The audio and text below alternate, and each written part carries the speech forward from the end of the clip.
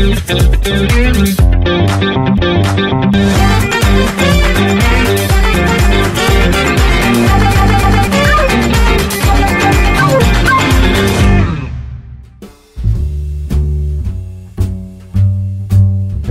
Dengar itu ada apa, ini tanpa pengawet kimia. Betul, betul. Ya kenapa kita nggak bisa terlalu lama ya cukup hanya 2 tahun. Itu sistemnya sistem tanpa pengawet. Kita hanya mematikan bakteri di suhu tertentu. Ya. Jadi bakteri itu kita matikan di suhu tertentu dengan waktu tertentu. Betul. Jadi di tempat-tempat tertentu ada sistem pemanasan, sistem pembekuan itu juga ada. Terus sistem vakum. Sistem vakum itu ya dipastikan ya bahwa kemasan yang sudah keluar dari hampir finish proses produksi itu tidak ada kebocoran. Misalkan dimasukkan ke air, salah satu pengujiannya itu ya. Kalau ada gelembung berarti ada kebocoran, terus nggak layak disebarkan ke masyarakat, reject itu. Karena berarti ada udara masuk gitu. Nah kalau ada udara masuk, wes peluang bakteri masuk pasti ada dan hidup pasti. Nah itu salah satu melalui teknik apa ya? Teknik untuk menetralisirkan dari bakteri-bakteri yang jelek itu ya. Itu panjang sekali dan itu melalui sertifikasi internasional juga di industrinya itu. Jadi bukan tanpa itu. Kalau halal haram itu wes otomatis sih itu selesai itu nomor 1 lah itu karena di wilayah negara kita kan. Tapi kalau yang standar-standar kesehatan gizi itu ya harus kita lalui benar-benar karena untuk pengujian itu melalui proses di internasional juga ya. Pengujian-pengujiannya. Karena itu juga menjadi salah satu catatan kita di bawah itu Pak Imam. Kayak misalnya kita nawarkan ke ibu-ibu, bapak-bapak, lansia, itu kata Mas, makan rendang, makanan kaleng itu kan sudah umum ya, jamak kita tahu pengawet pasti pertama. Oh, tuwek disuguhi pengawet gitu. Nah, ini menjadi satu nilai tawar kita bahwa rendang yang kita produksi ini adalah tanpa ada pengawet bahan-bahan kimia kan istilahnya. Itu gini ya. Dari berbagai latar belakang yang mendasari kita yang terakhir itu adalah masalah distribusi. Selama ini kurban konvensional itu untuk menjangkau ke daerah terpencil, pelosok itu di tanah air itu sangat sulit. Betul. Ada yang harus kirim hewan hidup, ada yang beralternatif itu kita kirim uang, mereka biar beli di sana, sembelih di sana. Nah kadang kirim uang itu nggak semudah itu ya kalau sudah semi perkotaan lah desanya itu bank sudah ada lah. Ini listrik aja 4 jam sekali itu gimana bisa transaksi dengan bank.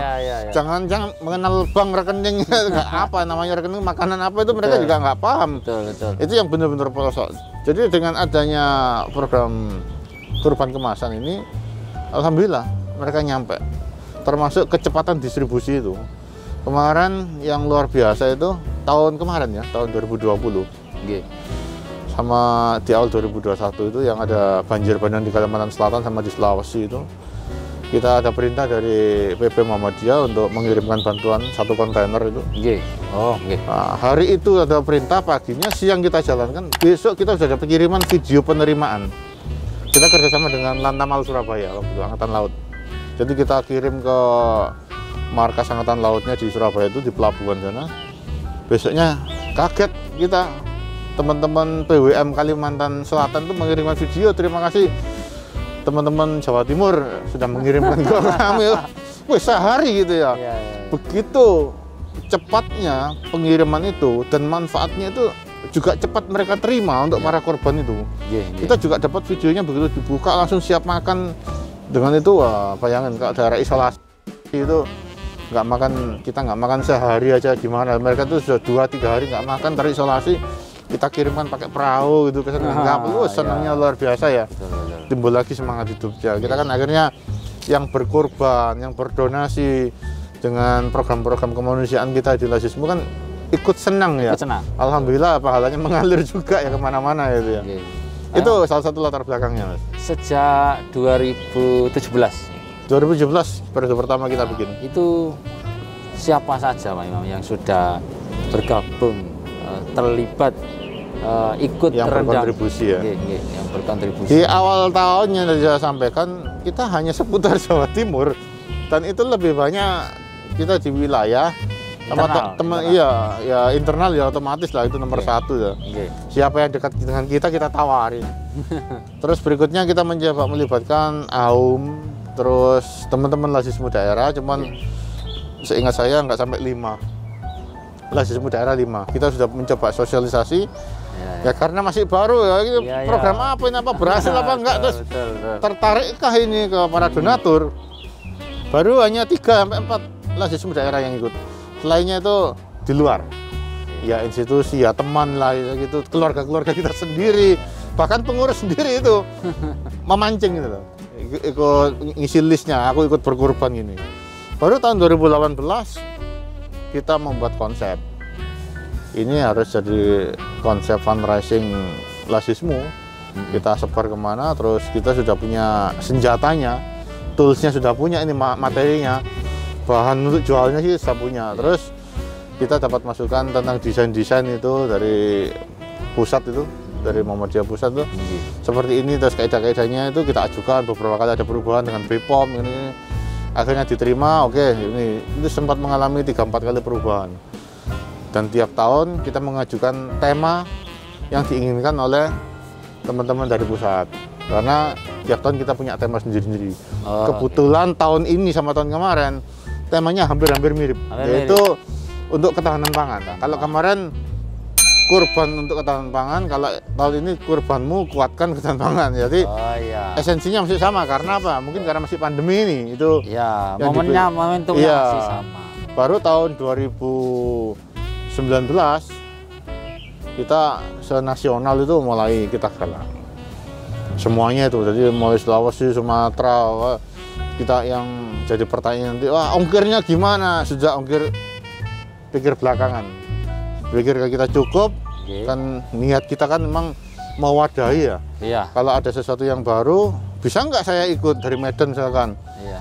Pikir, wah ongkirnya ini lebih mahal ongkirnya apa kalengnya gitu. Itu kita pikir nanti setelah kasat mata ya kita bisa hitung lah. Oke ya, kalau enggak paling enggak ya kita nyetir sendirilah ke Medan, bawa truk sendiri katanya gitu. Ya kita ngobrol seperti itu. Ya silakan, nggak apa-apa, karena kita hitung insya Allah cukup lah. Terus dari berbagai operasional lah. Dari tahun ke tahun itu setiap pembelajaran ada yang ikut besar terus turun, ada yang ikut terus nggak ikut. Secara saya itu wajar, ya namanya upaya untuk berjualan program ya. Ada yang diterima atau enggak. Dan ternyata momen itu sangat menentukan. Pada saat momennya pandemi tahun 2020, wah luar biasa. Yang lain ada kemerosotan secara ekonomi di sektor perdagangan, ya sektor kurban alhamdulillah. Ini berkahnya di kurban ya, berkahnya kita ngurus di Lasismu ya, luar biasa naiknya. Orang bilang wah pandemi ini membuat apa ini kita drop ini semuanya ini ya. Ya salah satu teman-teman ambil enggak lah. Jadi semangatnya juga tinggi, pahalanya juga semakin tinggi juga. Insya Allah. Gitu. Insya Allah. Pak Imam, tiap tahun kan ada kenaikan pencapaiannya. Sejauh ini sampai detik tahun ini, kira-kira gimana? Sudah puaskah dengan pencapaian yang perolehan kita kurban ini? Kita tidak pernah merasa puas ya dengan hasil kerja kita, agar kita tuh selalu termotivasi. Tapi jangan lupa kita juga harus tetap bisa mensyukuri seberapapun yang kita dapat. Itu yang terpenting. Dari target-target yang ditentukan oleh pimpinan, kita ditarget 25 miliar. Tahun kemarin? Tahun ini, tahun 2021 ini. Mungkin kita masih disayang oleh Allah. Andai kata misalkan bener dikasih 25 miliar itu dan masuk ke kita, seberapa siapkah kita? Sementara lokasi-lokasi RPH yang kita survei itu ada beberapa yang harus kita tinggalkan karena ya dapatnya emang segitu ya. Karena kalau dapatnya banyak ya kita akan nyusun RPH yang lebih banyak lagi. Dan investasi kita pasti jauh lebih besar nantinya itu. Mungkin kesiapan itu butuh waktu yang sangat panjang andai kata tetap itu. Tapi sesuatu yang kita terima itu kan wajib kita syukuri. Alhamdulillah intinya dari tahun-tahun sebelumnya kita ada kenaikan. Dan kenaikannya itu sangat signifikan. Apalagi di masa pandemi ini, teman-teman bilang, wah iya korbannya rasisme naik karena masih pandemi. Coba nanti pandemi kalau sudah nggak ada, ada aja lah ngomong-ngomong kayak gitu. Tapi betul. Semua kan bagian dari ikhtiar kita ya untuk mewujudkan satu target. Jadi apa yang sudah ditargetkan ke kita ya kita upayakan, terlepas nanti tercapai apa enggak. Hari ini waktunya evaluasi. Betul. Gitu. Gitu sih. Terkait ini Pak Imam, apa namanya? Saya dengar kemarin ya yang pendistribusian tahap pertama itu kan cepat sekali Pak. Kalau kita acuannya tahun-tahun sebelumnya ya kan, karena itu menjadi salah satu kendala dan setiap evaluasi ada rakorsus kurban itu mesti disampaikan oleh teman-teman dari daerah-daerah bahwa lama Pak ya distribusinya. Distribusi itu menjadi masalah di 2 tahun terakhir ini memang. Karena apa? Kita nitip daging kurban itu mulai 2 ton, 10 ton, 30 ton. Itu kan berarti kan naik kan? Kita meroses 5 ton dengan 40 ton. Ya jelas beda kan? Masa pengerjaannya itu loh. Nah, kita mau bangun rumah cuma 100 meter dengan 1000 meter ya waktunya beda. Tergantung sama fasilitasnya. Tukangnya seberapa banyak, SDM-nya gitu, terus tools-nya itu, peralatannya gitu. Alhamdulillah semua komplain, semua permasalahan yang ada tiap tahun itu kita evaluasi, kita mencoba mencari solusinya. Di mana titiknya? Oh, dengan vendor, berarti vendornya kita tegur, kita kasih masukan seperti ini, bukan ancaman ya. Betul. Tapi kerjasama itu gini. Kalau saling menguntungkan. Iya. Kalau orang pingin naik kelas itu harus lolos dengan ujian. Betul. Ya, maksudnya melalui ujian itu, dikerjakan ujian itu. Betul. Bukan ditinggalkan. Itu kuncinya. Harus dikerjakan sesulit apapun. Iya, ya apa? Mau itu naik. Ujiannya. Ujiannya di depan itu. Kita malah lari ya nggak naik. Nggak naik. Dan pasti periode berikutnya ketemu lagi masalah itu. Betul. Diselesaikan apa enggak? Nah, itu loh. Betul. Nah, nyari penyelesaiannya itu. Itu prinsip-prinsip yang kita jalankan selama ini ya.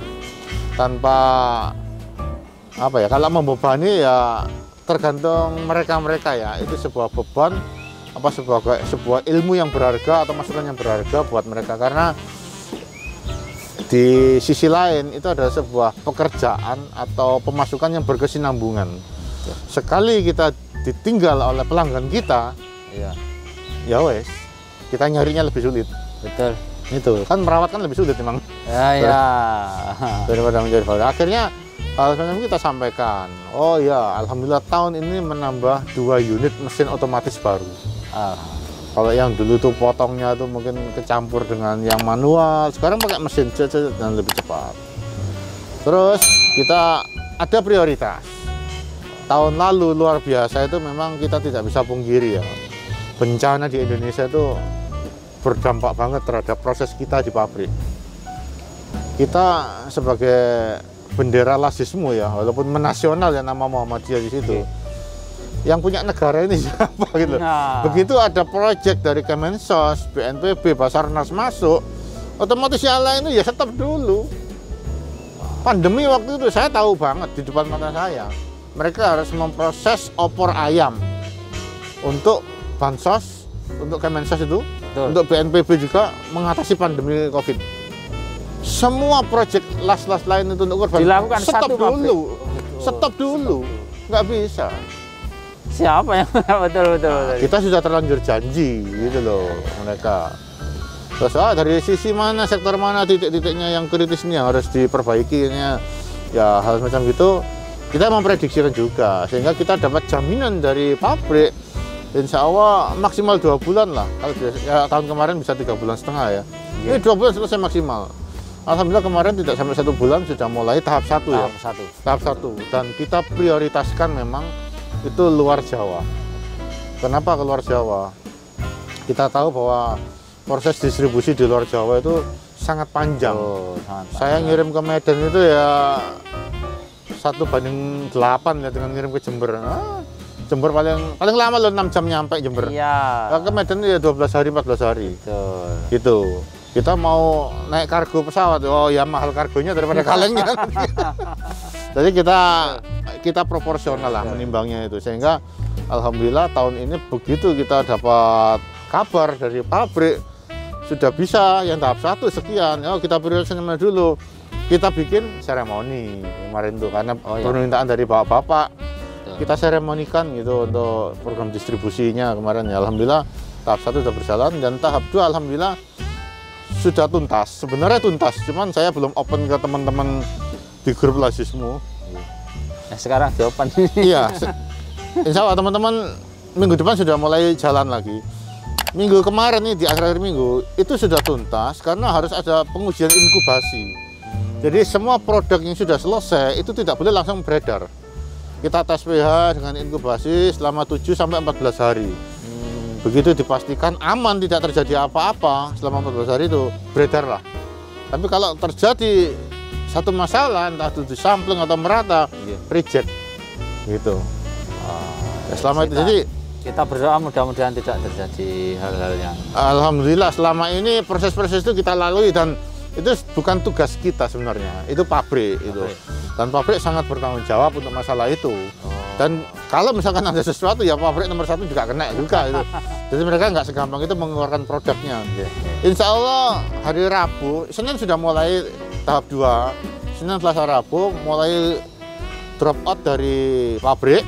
Nanti yang wilayah timur seperti biasanya koordinasi kita ketemu di Probolinggo, ngambil di situ. Kalau yang wilayah barat, wilayah utara itu droppingnya nanti di Porong, kita akan mendistribusikan. Nanti teman-teman Lasismu Jawa Timur itu kita barengkan dengan jaringan rumah sakit Muhammadiyah Jawa Timur. Kalau panti sudah jalan sendiri. Nanti rencana yang teman-teman dari daerah-daerah Jawa Timur ini ngambil sendiri atau? Ada yang kita harapkan ambil sendiri, ada yang kita antar.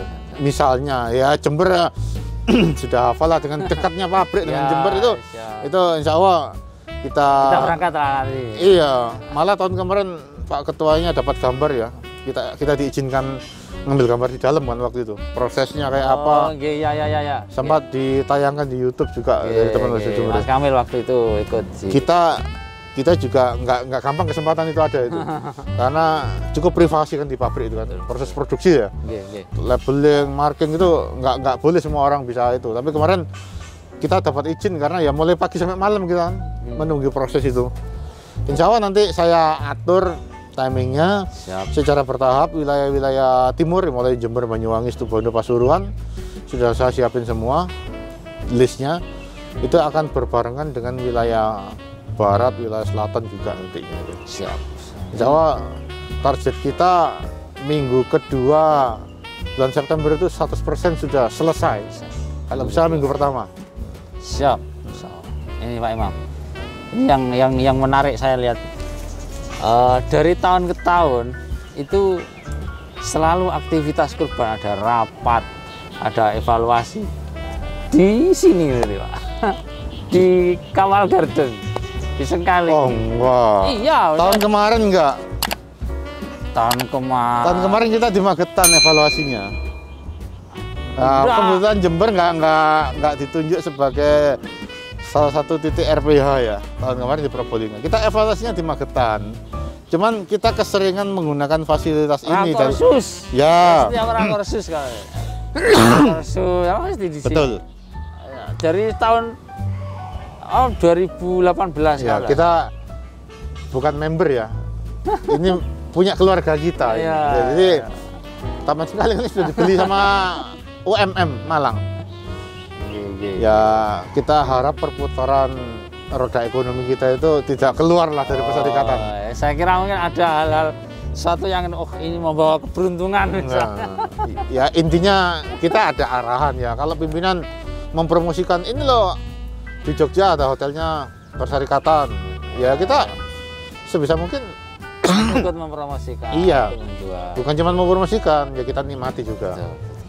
Termasuk di Sengkaling ini. Maaf. Luar biasa sekali, Pak Imam. Terima kasih banyak untuk bincang-bincang kali ini. Ini terakhir untuk tahun depan mungkin sudah ada ancang-ancang target, Pak Imam. Target Belum ada. Nah, nanti jam 8 lewat ya, Pak, jam 9-an ini akan dihitung. Siap. Seberapa besar target, terus proyek kemasan ini apakah masih tetap rendang atau bervariasi ke yang lain, karena suara-suara dari jamaah donatur itu kan juga harus kita tampung lah gitu. Terus ada pemenuhan kebutuhan daging frozen untuk di panti, apakah itu kita optimalkan lagi, selama ini kita ada itu. Terus dalam bentuk lain banyak yang akan kita konsep untuk tahun 2022 kurban itu. Yang jelas hari ini mudah-mudahan dapat keputusan terbaik. Siap. Ya, alhamdulillah. Mudah-mudahan apa yang kita cita-citakan, kita rencanakan mendapatkan ridho dari Allah. Amin, amin. Dilancarkan. Terima kasih banyak Pak Imam. Sama-sama. Mudah-mudahan ini menjadi ilmu yang bermanfaat untuk kita semua. Amin. Sukses juga buat teman-teman Jember. Ya, demikian bincang-bincang kita pagi ini. Mudah-mudahan bermanfaat. Assalamualaikum warahmatullahi wabarakatuh. Waalaikumsalam warahmatullahi wabarakatuh.